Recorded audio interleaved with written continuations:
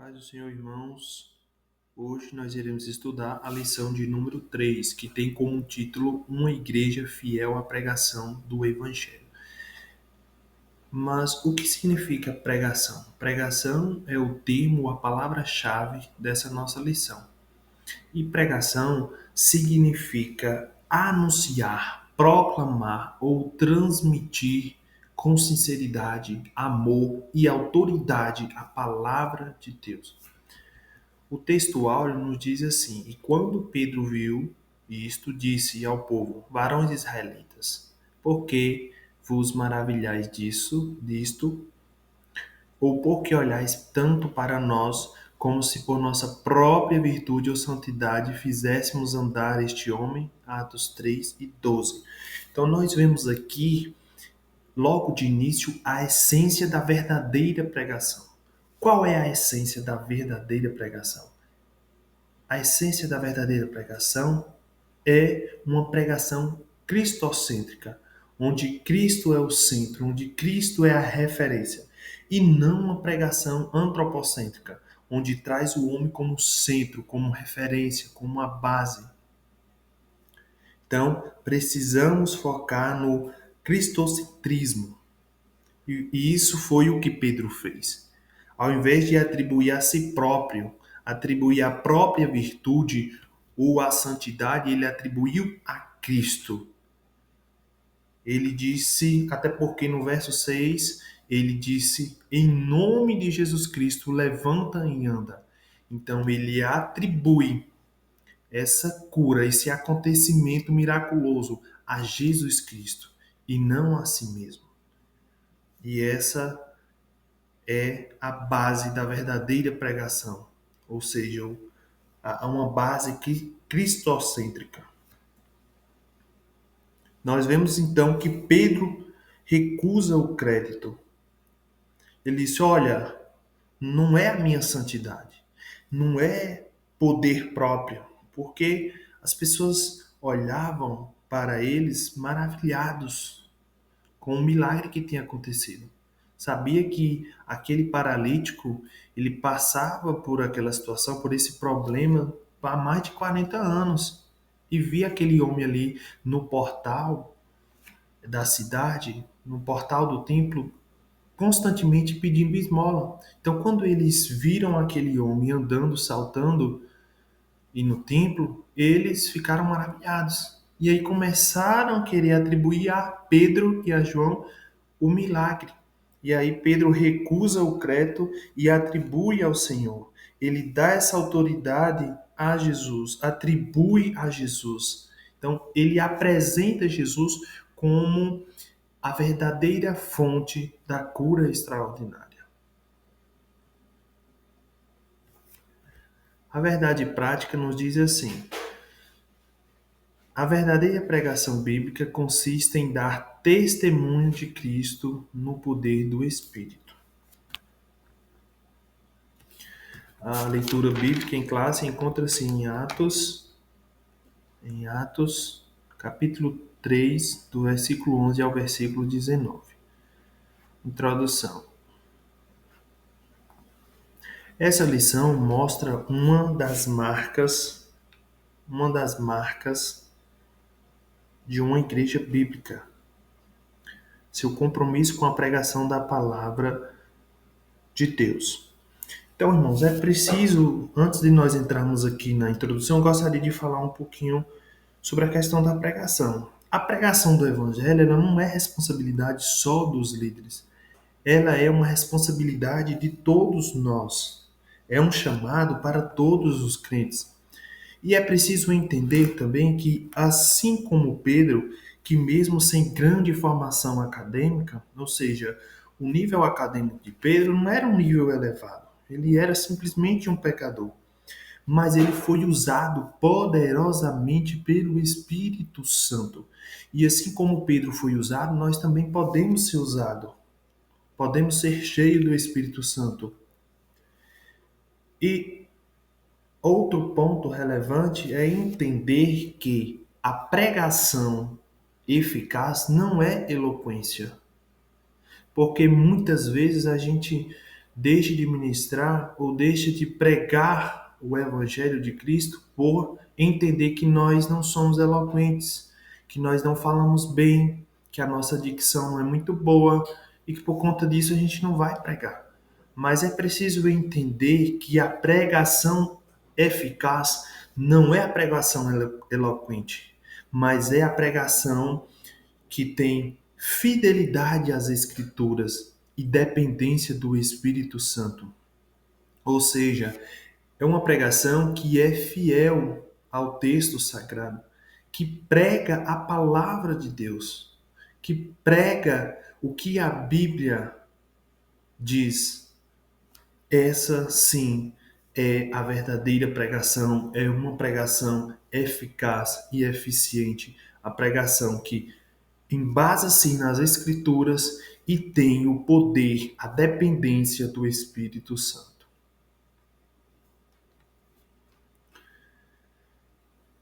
Tendo dito isso, vamos aqui para nossa retornar para a introdução. Então, a igreja bíblica, ou melhor, uma das marcas de uma igreja bíblica é o que? O seu compromisso com a pregação da palavra de Deus. Então, precisa pregar a palavra de Deus. Uma igreja verdadeira valoriza a mensagem das Escrituras e coloca Jesus Cristo no centro de tudo que ensina. Então, como eu falei no início, Cristo é o centro. É a questão de Cristo ser a base, ser o centro de tudo. É por meio da pregação da Bíblia que o mundo pode conhecer Cristo. Além disso, uma igreja bíblica prega no poder do Espírito Santo. Não transmite apenas palavras vazias, mas a mensagem viva e transformadora que vem da inspiração do Espírito de Deus. Então precisamos entender que uma mensagem viva e transformadora é aquela inspirada pelo Espírito de Deus ou inspirada pelo Espírito Santo.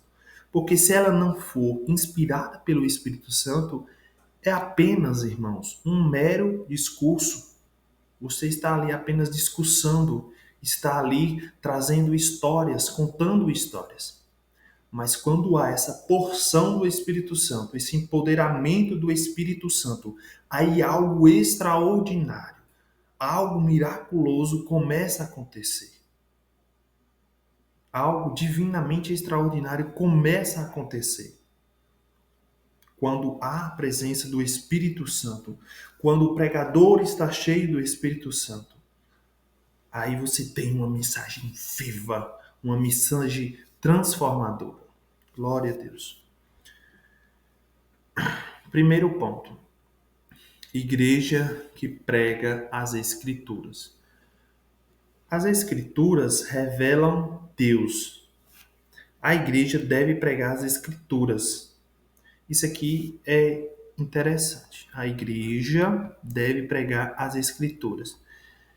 E por que eu fiz questão de marcar, sublinhar, frisar, pregar as Escrituras? Porque o que a gente percebe é que muitas igrejas elas têm buscado, vêm buscando inovações, vêm perdendo o foco, ao invés de pregar Cristo como centro do seu ensino, vem pregando o homem como centro do seu ensino. Então, vem trazendo inovações, vem trabalhando a questão emocional, trabalhando formas, ações, trabalhando em ações para impressionar as pessoas, para entusiasmar, para animar. São palcos luminosos, são show de luzes. Então a gente percebe que muitas igrejas têm buscado isso, inovações.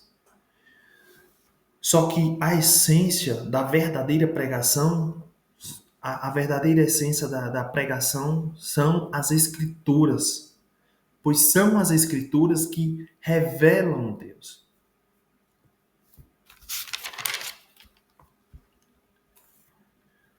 A segunda pregação A segunda pregação de Pedro, registrada em Atos 3, do 11 ao 26, é um grande exemplo disso. A mensagem do apóstolo é completamente baseada nas Escrituras e coloca Deus no centro. Então, irmãos, a verdadeira pregação é aquela baseada nas Escrituras. Tem que ter embasamento bíblico. E isso é a base, é a verdadeira essência da pregação. Cristo como centro, ou a pregação que coloca Deus no centro e tem como base as Escrituras Sagradas. Então, quando eu sublinhei, eu marquei esse termo Escrituras, é porque a gente não pode perder o foco. Não pode perder o foco. Precisamos pregar a palavra, precisamos pregar Bíblia.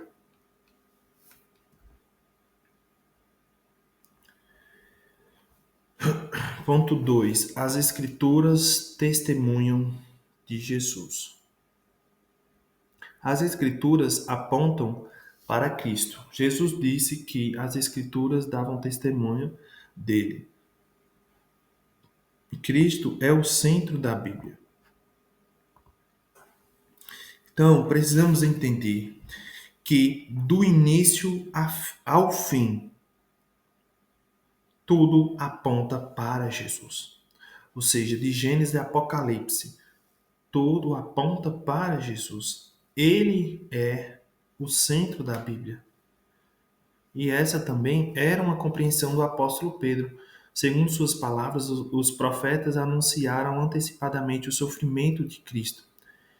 Então, o que a gente percebe, irmãos, é que as escrituras, elas testemunham de Jesus. Elas trazem evidências, elas trazem provas.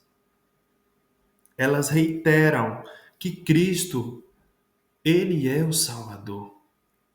Então, segundo suas palavras, os profetas anunciaram antecipadamente o sofrimento de Cristo. Então, algo que foi anunciado, que foi predito há muitos séculos antes, aconteceu. E isso serve para testemunhar, para testificar quem realmente ele é, quem Jesus é, o que ele faz, qual a sua função e qual o seu papel de suma importância no plano salvífico de Deus. Então, precisamos entender que a pregação de Pedro invocou o testemunho das Escrituras para mostrar que a rejeição de Jesus e a sua morte não foram por acaso, já haviam sido predita pelos antigos profetas. Ponto 3. A verdadeira pregação também mostra o problema do pecado e confronta. Isso aqui é algo interessante, porque no início eu falei para vocês a questão de muitas igrejas estar buscando inovações, né? Querendo trazer algo novo, querendo de toda forma prender a atenção dos fiéis e impedir que eles se dispersem. Então, eles querem fazer isso a todo custo. E aí, por conta disso, deixa de confrontar o pecado. Deixa de mostrar que Deus não aprova o pecado. Então, isso é algo que devemos ter cuidado. Por quê? Porque a verdadeira pregação, ela mostra o problema do pecado e confronta. Pedro dizia o que? Arrependei-vos. Esta palavra, além do já conhecido sentido de arrependimento, significa também mudança de mente, mudança interior, especialmente no que diz respeito à aceitação da vontade de Deus. Então, essa palavra arrependimento, ela diz respeito de mudança de mente, mudança de mentalidade, mudança interior. Então, não tem como uma pessoa que tem um encontro real com Cristo não mudar. A pessoa que tem um encontro real com Cristo, ela muda, ela tem algo em si que é transformado. A palavra diz que eis que tudo se fez novo, nova criatura és. Então, a partir do momento que a pessoa ela tem um encontro real com Cristo, ela vai se transformando automaticamente. Porque muitas igrejas, com o intuito de segurar, com o intuito de preservar aquela pessoa ali congregando, elas deixam de confrontar o pecado e até dizem: vem do jeito que você está e permaneça. A pessoa pode até vir do jeito que está, mas permanecer não, porque não tem como a pessoa ter um encontro real com Jesus Cristo, o Salvador, e não mudar. Não tem como ter esse encontro com Deus e não haver mudança. Então, a pregação bíblica ela deve sim confrontar o pecado e exige uma mudança radical dos seus ouvintes. Ponto 2. Ou melhor, tópico 2, a igreja que prega no poder do Espírito. O Espírito, ponto 1, o Espírito capacita o mensageiro. Não podemos nos esquecer de que Pedro estava cheio do Espírito Santo quando pregou a mensagem registrada em Atos 3. Então, o Espírito Santo, ele capacita o mensageiro. Precisamos destacar aqui a ação indispensável. Ou seja, o Espírito Santo ele é imprescindível para a pregação do Evangelho. Por quê? Porque ninguém prega com poder ou eficácia sem o Espírito Santo. O Espírito Santo é que dá esse empoderamento, que dá essa autoridade para você pregar, para você até porque, irmãos, precisamos entender que quem convence o homem é o Espírito Santo. Quem convence o homem do pecado é o Espírito Santo. Então, enquanto você está pregando, o Espírito Santo está convencendo. Enquanto você está pregando, o Espírito Santo está amolecendo os corações. Enquanto você está pregando, Deus está tocando de uma forma tão íntima e extraordinária na vida das pessoas que elas se derretem na presença do Senhor. Elas não suportam, elas choram, as lágrimas descem, as lágrimas rolam no seu rosto. Isso é o quê? É a presença do Espírito Santo. Então, por isso que o Espírito Santo ele é tão importante e indispensável na pregação. Porque quem convence o homem é o Espírito Santo. Outro ponto que eu gostaria de destacar é a questão da inteligência, da intelectualidade. É preciso entender que não é sua inteligência ou estudo, mas é a presença gloriosa do Espírito Santo que faz a mensagem ser viva, eficaz, penetrante e uma mensagem que transforma. Só que um ponto essencial que eu gostaria de destacar quando a gente fala de inteligência é que a inteligência, o estudo, ele é algo essencial, porque nós não podemos pregar aqui também a anti-inteligência ou anti-estudo, ou seja, precisa estudar, precisa buscar, precisa mergulhar na palavra, aprender mais do Senhor. É necessário. Mas você precisa entender que não é sua inteligência ou seu estudo que vai fazer algo milagroso acontecer, algo extraordinário acontecer. O que vai fazer algo extraordinário acontecer é você estar cheio do Espírito Santo. Porque é o Espírito Santo que capacita o mensageiro e é ele quem convence o homem do pecado. Então é preciso ter esse equilíbrio entre o conhecer, entre o estudar e a outra parte é prezar pela presença do Espírito Santo.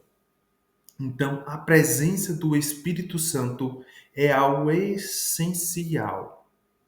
E quando isso está associado com o estudo da palavra, com quando você mergulha no entendimento, no aprofundamento da palavra, mas a presença do Espírito Santo, aí, meu irmão, algo extraordinário acontece quando a palavra de Deus é pregada, com esse equilíbrio de estudo mais Espírito Santo.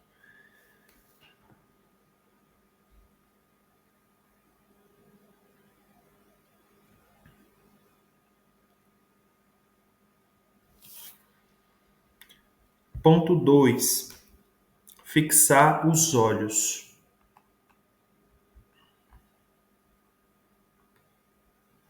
Essa mensagem, essa mesma expressão também é usada para descrever o apóstolo Paulo, cheio do Espírito Santo, quando olhou fixamente para um homem paralítico na cidade de Listra e o curou.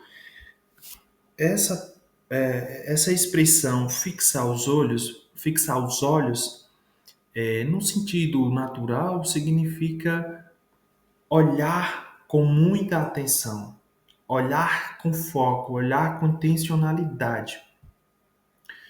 E no sentido bíblico, ela geralmente aparece associada a milagres, revelação, autoridade espiritual ou associada, relacionada à direção divina.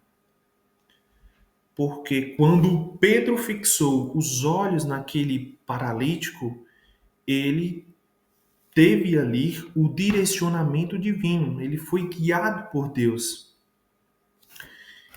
E aí, essa unção de Pedro, ela foi além do milagre. Ou seja, Pedro, ele não estava apenas capacitado para curar, mas também ungido para pregar. O Espírito Santo é quem inspira e dá poder à pregação da palavra. Portanto, pregar não é apenas fazer um discurso. Pregar é anunciar a mensagem de Deus com autoridade e unção do Espírito Santo. Então a gente percebe que Pedro pregava com unção, com autoridade. E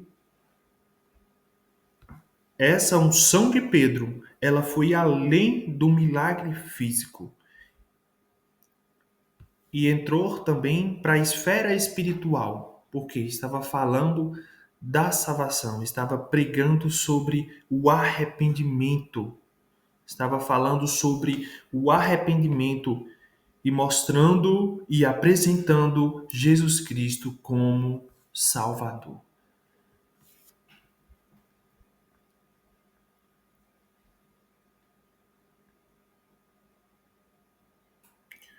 Ponto 3. O Espírito glorificará a Jesus.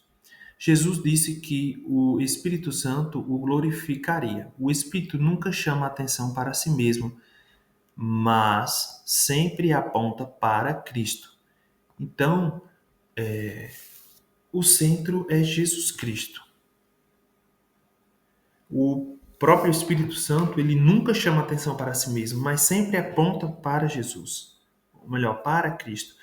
Isto é exatamente o que vemos na cura do paralítico na Porta Formosa. Pedro, cheio do Espírito Santo, não poderia aceitar ser o centro das atenções. Ele deixou claro que o milagre não aconteceu por seu próprio poder ou santidade, quando ele disse: Varões israelitas, por que vos maravilhais disso? Ou por que olhais tanto para nós como se fosse por nossa própria virtude ou santidade fizéssemos andar este homem?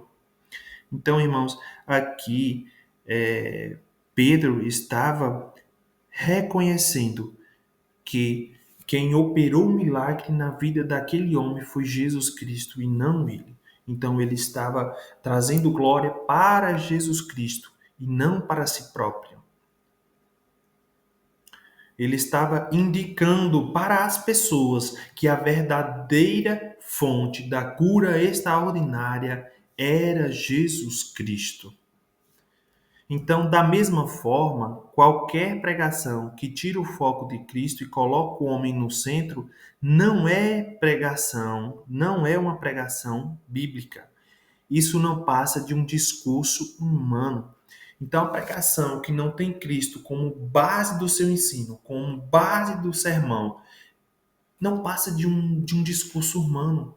Discurso humano. Não passa de um discurso filosófico. É um mero contador de história. Então, a pregação bíblica, ela tem que ter Cristo, tem que ter Deus como o centro da sua mensagem. O centro é Cristo. E o pregador, o verdadeiro pregador, é aquele que diz assim: importa que ele cresça e que eu diminua.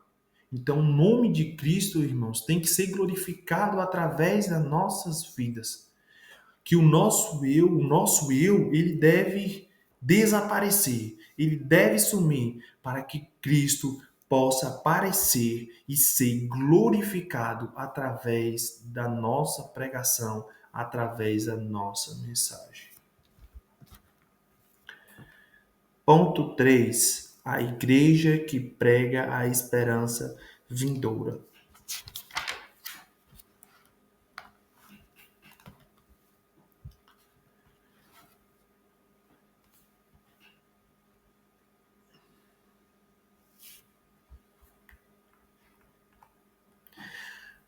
Ponto 1.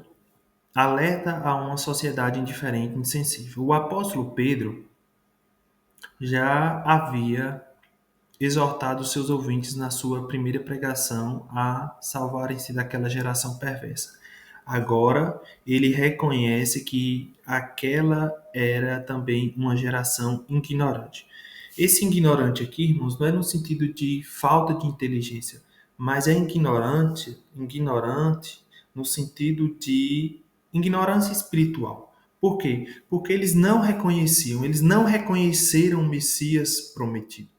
Então está se falando aqui de uma ignorância espiritual. Era uma cultura indiferente, insensível para a realidade espiritual. Era, portanto, uma geração sem esperança. A insensibilidade às coisas espirituais é a marca daqueles que não conhecem a Deus. Então, aqui nós percebemos que havia uma insensibilidade. Eles estavam insensíveis às coisas de Deus.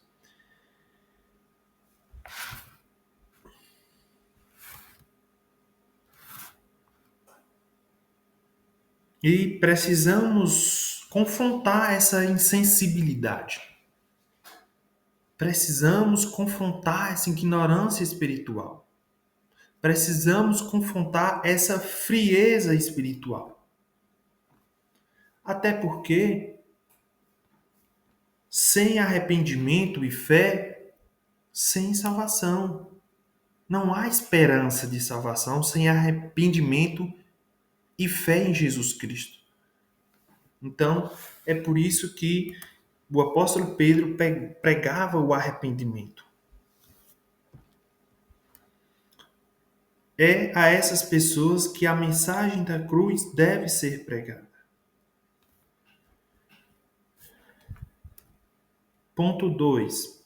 Promessa da segunda vida. Concluindo a sua pregação, Pedro deixa uma mensagem de esperança. Então, irmãos, Pedro confrontava o pecado. Ele fazia um chamamento ao arrependimento. Confrontava o pecado. Batia de frente com o pecado. Mas ele também, no final, ou melhor, concluindo a sua pregação, ele trouxe uma mensagem de esperança. Quando disse assim: e venham assim os tempos do refrigério pela presença do Senhor. Então, irmãos, essa mensagem de esperança é uma mensagem que ela aponta para o presente, mas aponta também para a segunda vinda de Cristo e as bênçãos associadas com esse acontecimento. Ou seja, trata-se da futura restauração de todas as coisas. Haverá um tempo, e essa é a mensagem de esperança, que não haverá mais dor, não haverá mais sofrimento, não haverá mais angústia e nem morte. Então, o que Pedro está querendo dizer, em outras palavras, é que a cruz não é o fim. A cruz é o começo de uma esperança gloriosa, de um futuro glorioso preparado para os remanescentes fiéis. Glória a Deus. Então, irmãos, chegamos ao fim de mais um ensino, de mais uma lição, e que Deus em Cristo Jesus continue abençoando a vida de cada um de vocês.